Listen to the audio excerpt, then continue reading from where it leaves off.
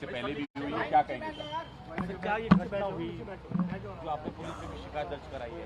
देखिए, जब दिन दहाड़े जुनैद और नसीर को किडनैप करके उनको पीट कर उनको जिंदा जला दिया जा सकता है, तो फिर मैं कौन सी खेत की मूली हूँ।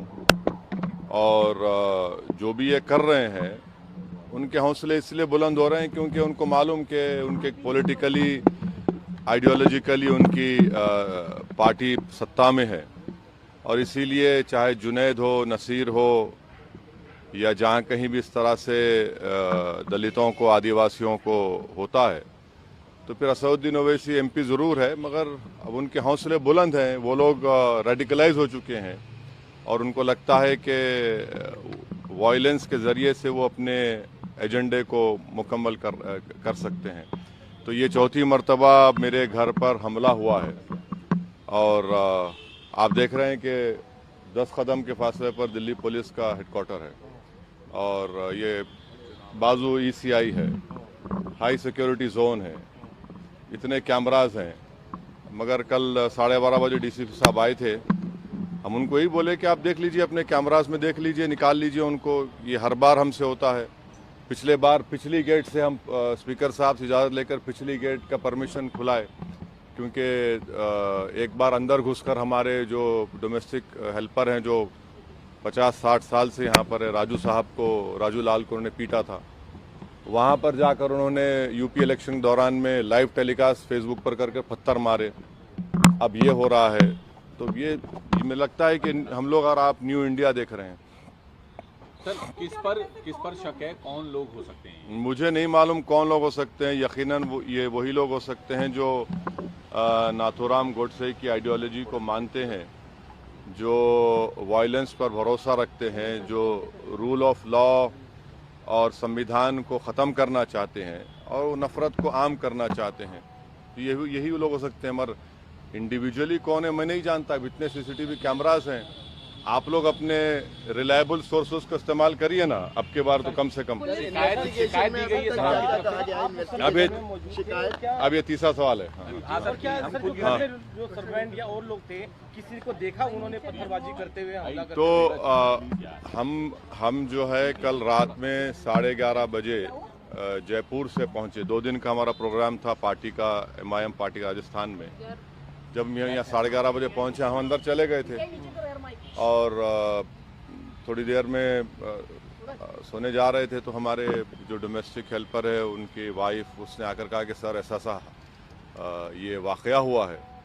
तो हमारे साथ हमारे दोस्त यामीन खान थे। हमने कहा कि भाई जाइए ज़रा सामने पुलिस स्टेशन में इत्तला करिए।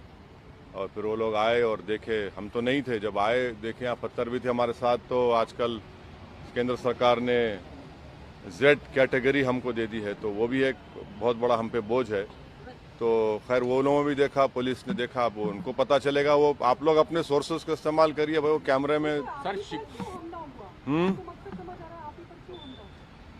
देखिए, मेरी कोई अहमियत नहीं है, और मैं तो अपने कॉज के लिए अल्हम्दुलिल्लाह इंशाअल्लाह मरने को तैयार हूँ।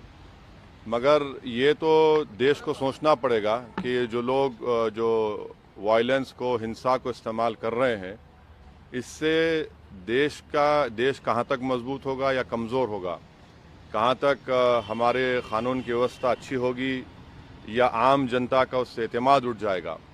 तो ये तो देश को सोचना पड़ेगा। सर, इसके अलावा आप जो है अभी आप बहुत पूछ चुके हैं। और सरकार जो सिविल कोड पर भी आगे बढ़ने की बात कर रही है। हाँ, सिविल कोड पर सरकार आगे बढ़ने की बात कर रही है। हाँ, आगे हाँ, आगे बढ़ने की बात कर रहे हैं। तो हम केंद्र सरकार को बता रहे हैं कि भारत के मुसलमानों को जो उनके रिलीजियस कल्चर्स हैं, प्रैक्टिसेस हैं, उसका या कस्टम है, उसका उनको प्रोटेक्शन मिलता है आर्टिकल 29 के तहत, जो एक अनफेटर्ड फंडामेंटल राइट है। और कोई भी सरकार UCC के नाम पर मुझसे मेरा फंडामेंटल राइट नहीं छीन सकती। सर, नासिर जुनैद वाले मामले में आप खुलकर बोल रहे हैं, वो गए भी हैं, राजस्थान भी गए, तब अपने बयानों में भी जिक्र किया।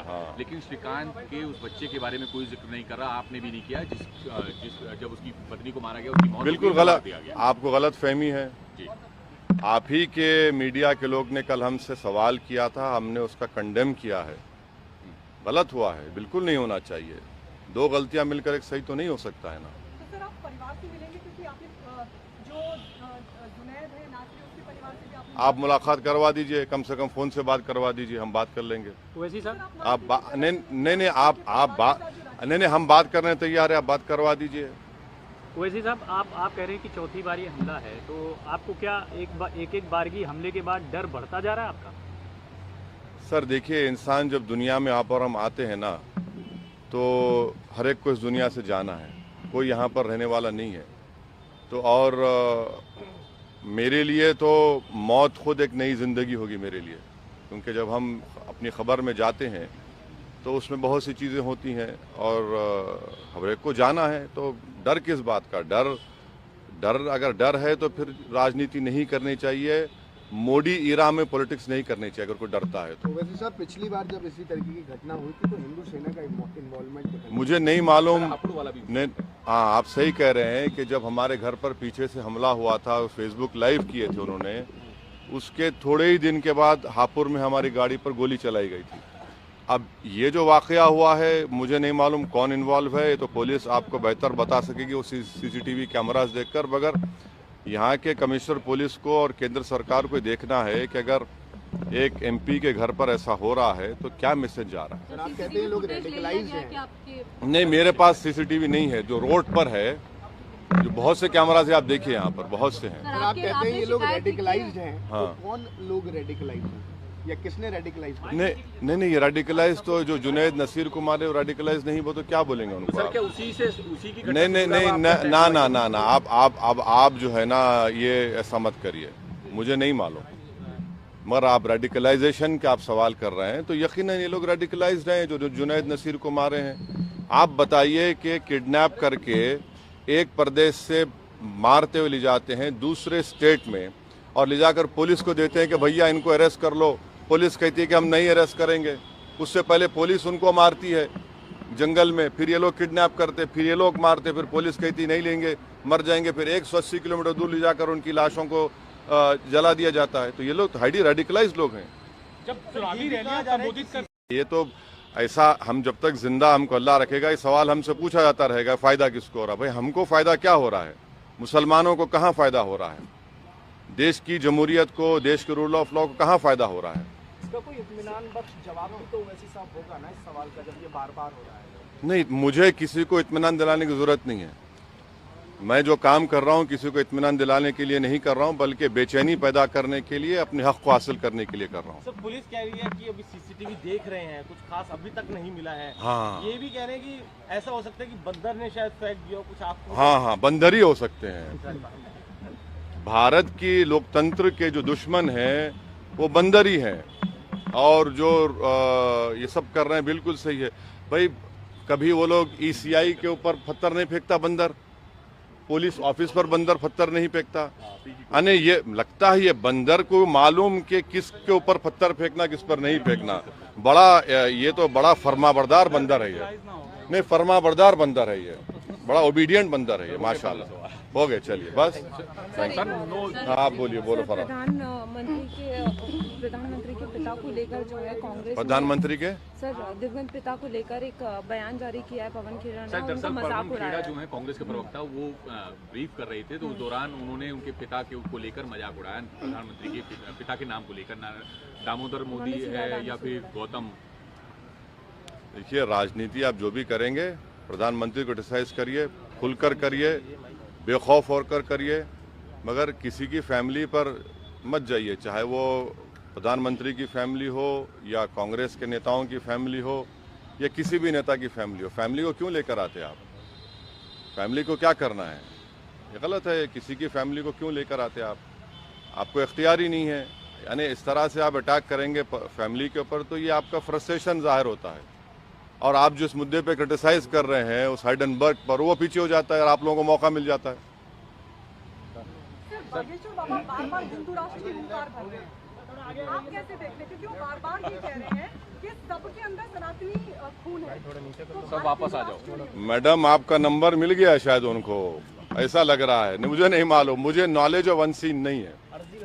मुझे नहीं, अगर ये लोग बीजेपी के स्पोक्स पर्सन बन गए हैं तो फिर सीरियस लेना पड़ेगा। बीजेपी को कहना चाहिए कि ये हमारे स्पोक्स पर्सन हैं और ये लोग जो बोलते हैं हम कर देते हैं, तो फिर हम बराबर रिएक्शन देंगे। Thank you. जेएनयू में जो विवाद हो रहा है सर, जेएनयू में जो हंगामा हुआ है, शिवाजी महाराज की जो तस्वीर लगाई थी एबीवीपी के छात्रों ने, उसको लेफ्ट विंग के, ऐसा एबीवीपी दावा करे कि लेफ्ट विंग के जो छात्र थे उन्होंने नहीं, अब मुझे नहीं मालूम कौन किया, मगर जहां तक छत्रपति शिवाजी का सवाल है, वो कभी भी मुसलमानों के खिलाफ नहीं थे। और अगर किसी को हिस्ट्री पढ़ा है तो ये बात कहेगा। छत्रपति शिवाजी के जो दादा थे वो मलिक अंबर की फौज में थे, बल्कि जनरल थे, और वो एक बहुत बड़े सूफी को मानते थे।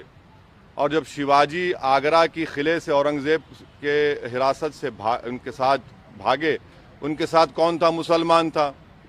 शिवाजी की नेवी चीफ कौन था? उसमें कई चीफ मुसलमान था। शिवाजी के जनरल में कई मुसलमान थे। तो ये लड़ाई उस वक्त मुगल बादशाह और छत्रपति शिवाजी के दरमियान में थी। मगर अब बाज़ लोग जो है उनको इस तरह से ले जाकर छत्रपति शिवाजी की तौहीन कर रहे हैं। वो जो कल्याण के नवाब की जो वाइफ उनको वॉर में आई, तो उन्होंने बड़ी इज्जत के साथ, बगैर उसको कोई हाथ लगाए, को तकलीफ पहुंचे, उनको वापस पहुंचाया। तो छत्रपति शिवाजी की लाइफ को पढ़ने की ज़रूरत है। मगर अब जो लोग ज़िंदगी भर नफ़रत की बात करते हैं, हिंदू मुस्लिम की, हिंदू राष्ट्र की, ये सब बकवास करते हैं, तो वो तो हर बड़े बड़े आइकॉन को हड़पने की कोशिश कर रहे हैं। अब जो कुछ जेएनयू में हुआ वो अब पुलिस देखेगी।